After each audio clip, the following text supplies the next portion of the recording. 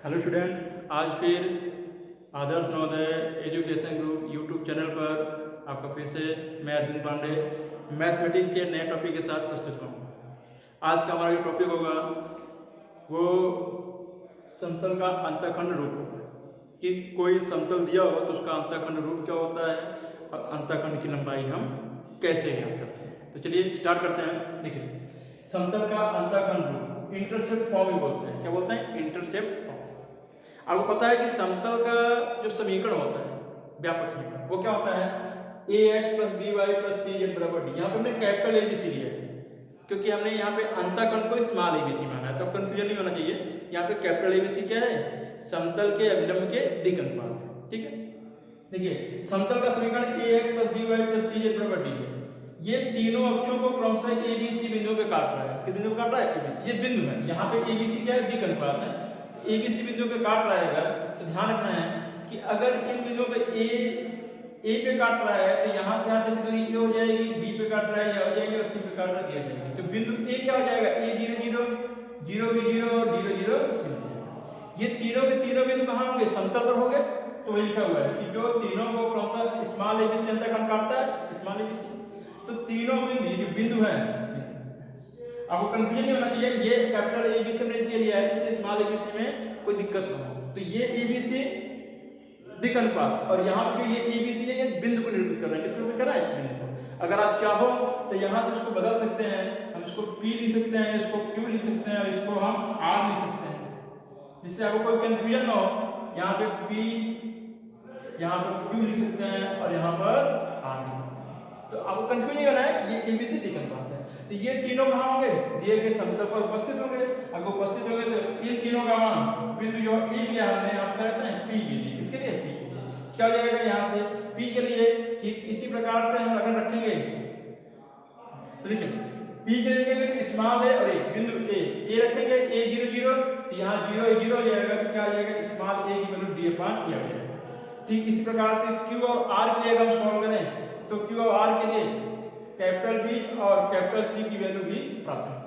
अगर इन तीनों का मान कहाँ रखें? दिए गए व्यापक समीकरण में। तो देखिए जैसे ही दिए गए व्यापक समीकरण रखेंगे तो हमारे पास क्या बचेगा? जो बचेगा देखिए ए की वैल्यू क्या निकाला हमने? यहाँ से डी अपान ए एक्स प्लस डी अपान बी वाई प्लस डी अपान सी जेड बराबर डी। अगर डी को कॉमन लेके कैंसिल करें तो बचेगा एक्स अपान ए प्लस वाई अपान बी प्लस जेड अपान सी बराबर ए। यहाँ पे ध्यान रखना है कि दाएं पक्ष में जो है वो कितना है? एक है। कितना है? एक। और ये दायां पक्ष सदैव सदैव क्या चाहिए? धनात्मक होना चाहिए। क्या होना चाहिए? सदैव धनात्मक होना चाहिए। ध्यान रखना है। इधर धनात्मक हो जाए लेकिन इधर धनात्मक होना चाहिए। तो आपने देखा क्या? यहाँ से प्राप्त किया आपने, देखिए तो आपने जो प्राप्त किया यहाँ से, तो यही क्या हुआ? अंतःखंड रूप होगा। क्या होगा? अंतःखंड। क्या कहलाएगा? अंतःखंड। इसे हम बोलते हैं समतल का अंतःखंड रूप। क्या बोलते हैं? तो समतल का अंतःखंड रूप क्या हुआ?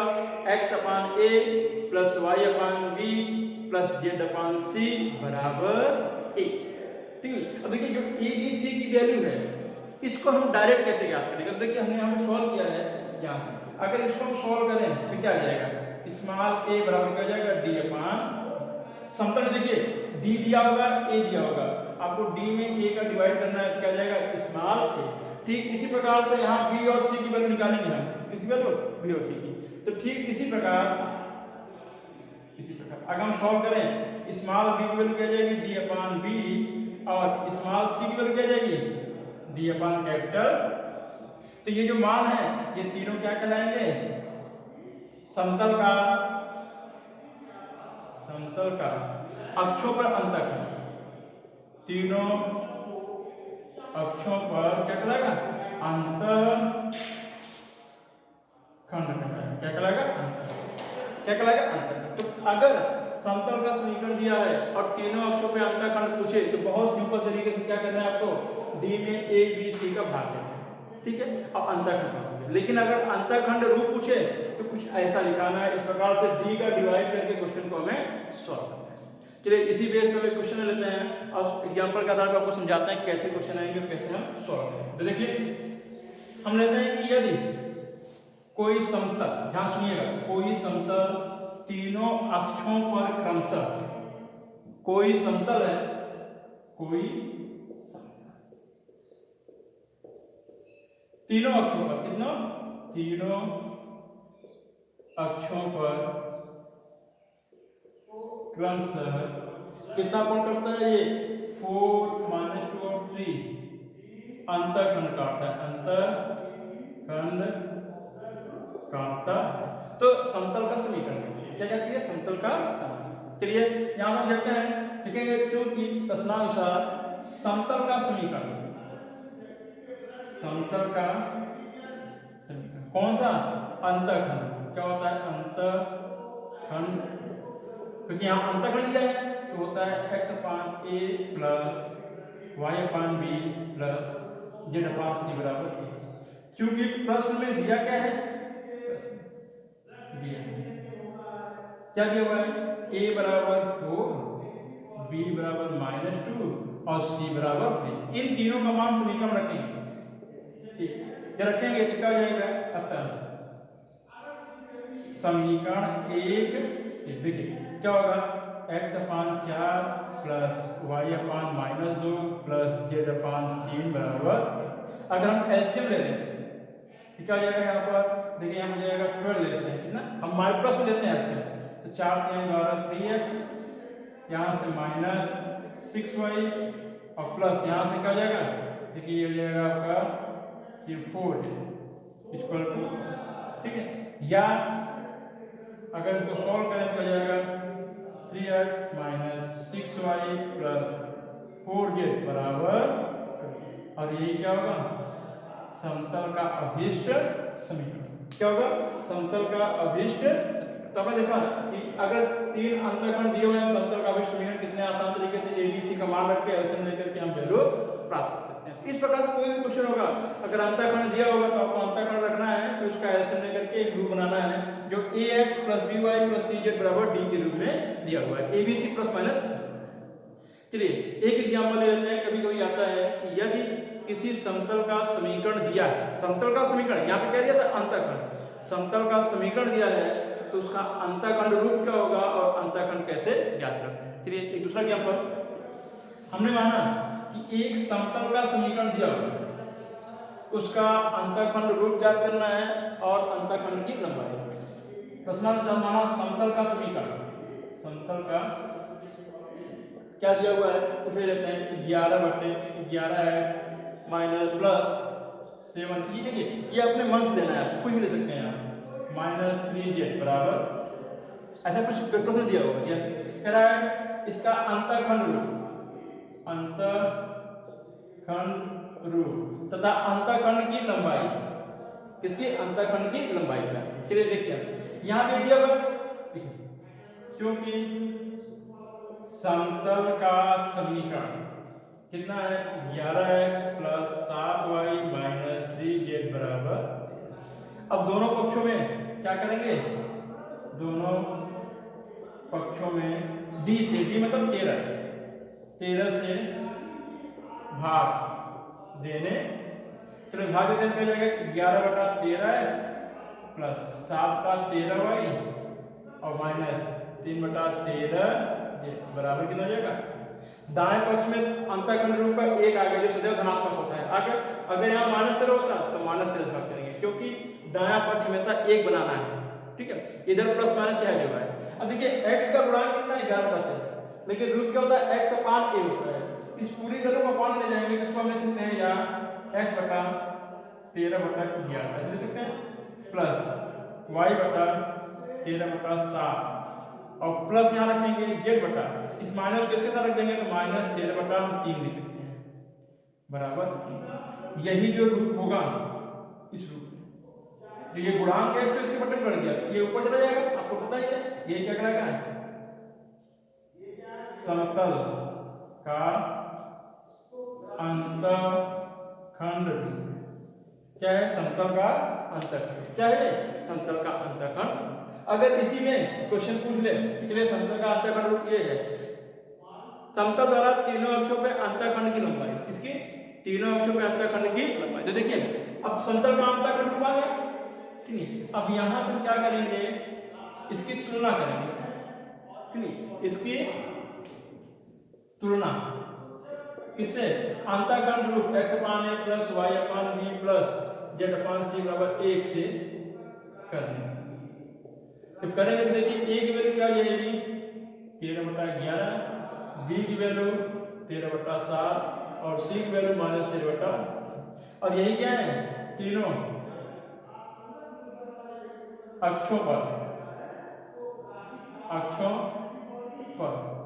क्रमशः क्या है, क्रमशः अंतःखंड की लंबाई, ठीक है। या इसको कह सकते हैं निर्देशांक अक्षों के अंतःखंड की लंबाई कह सकते हैं निर्देशांक से अंतःखंड, या निर्देशांक अक्षों की समतल के द्वारा निर्देशांक अक्षों के अंतःखंड की। इस प्रकार से क्वेश्चन को हम सॉल्व करते हैं। इस प्रकार कई क्वेश्चन होंगे, अंतःखंड रूप क्या होगा वो प्राप्त करना होता है, या फिर अंतःखंड दिया होता है समीकरण प्राप्त करना होता है। तो इसके आधार पर बड़े आसान तरीके से आप इसको हम सॉल्व कर सकते हैं और रिजल्ट प्राप्त कर सकते हैं। ये तो रहा कार्तीय रूप। कभी कभी क्या होता है सदिश रूप दिया होता है, तो सदिश रूप में अंतःखंड हम कैसे निकालते हैं, ठीक है। तो देखिए बहुत ही सरल है, कह रहा है कि यदि किसी दिए गए समतल का समीकरण दिया है, समतल का सदिश, कौन सा रूप, सदिश, समतल का सदिश रूप क्या होता है r डॉट n बराबर d या q, हम यहाँ पे q रखते हैं, क्या रखते हैं आपकी छोटी रखते हैं, जो तीनों अक्षों पर क्रमशः x1 y1 और z1 अंतःखंड काटते हैं, अंतःखंड। तब देखिए बहुत सरल है। तो इसी प्रकार से जो तीनों अंतःखंड है तो ये तीनों ABC के रूप में ठीक उसी प्रकार से प्राप्त होगा, ऐसे यहाँ से ऐसे प्राप्त होगा। ये अगर मान लीजिए P यहाँ से यहाँ तक लंबाई x1 हो गया, ये y1 हो गया, यहाँ Q मान है, ये z1 हो गया, यहाँ z2, ऐसे। तो ये उसी प्रकार सॉल्व होगा। तो यहाँ पर हमको पूरा सॉल्व नहीं करना है, डायरेक्ट यहाँ से अंतःखंड की लंबाई x अक्ष या x निर्देशांक के अंतःखंड में, x निर्देशांक के अंतःखंड की लंबाई क्या हो जाएगा x1 बराबर, देखिए क्या करना है आपको, यहां लिखना है q बटा i डॉट, i क्या होता है, i का मान इस दिशा में इकाई सदिश होता है। यहां से हम क्या करेंगे n की वैल्यू निकालेंगे और q की वैल्यू, q तो कांस्टेंट है, यहाँ q रखेंगे और n का i में मल्टीप्लाई करेंगे, डॉट गुणा जो आएगा वही क्या होगा x अक्ष पे अंतःखंड की लंबाई। इसी प्रकार से y अक्ष पे अंतःखंड की लंबाई, y अक्ष पे अंतःखंड की लंबाई तो क्या हो जाएगा, ये y1 माना है तो जाएगा आपका q बटा j डॉट और n। और इसी प्रकार से अगर z अक्ष पूछा जाए, z अक्ष पर अक्ष अंतःखंड की लंबाई, किसकी लंबाई, अंतःखंड की लंबाई, तो क्या हो जाएगा आपका z1 बराबर q बटा यहाँ पे k डॉट n। तो क्या करना है आपको, जैसे x1 q बटा i डॉट n, q बटा j डॉट n, इसी प्रकार से q बटा k डॉट n प्राप्त होगा। तो आपको n दिया होगा, q दिया होगा, i एक से डॉट गुणा करना है, और डॉट गुणा करना आपको आता है, बड़े आसान तरीके से आप क्वेश्चन को सॉल्व कर सकते हो और अंतःखंड की लंबाई ज्ञात कर सकते हैं। अगर इसमें प्रॉब्लम हो याद नहीं हो रहा है तो आप क्या करो, इस दिए गए रूल को यहाँ पे x y z रख दो, r में x y z, और इसको कार्तीय बना दो, कार्तीय बना के आप सॉल्व करेंगे तो आपको कोई दिक्कत नहीं, ठीक है। तो इस प्रकार से क्वेश्चन लेते रहिए, सॉल्व करते रहिए, जो कोई प्रॉब्लम हो उसको आप कमेंट में पूछते रहिए। और अगर आपको ये वीडियो अच्छा लगे तो अपने अच्छे दोस्तों के लिए शेयर कीजिए। स्वस्थ रहिए, घर पे रहिए, पढ़ते रहिए। जय हिंद।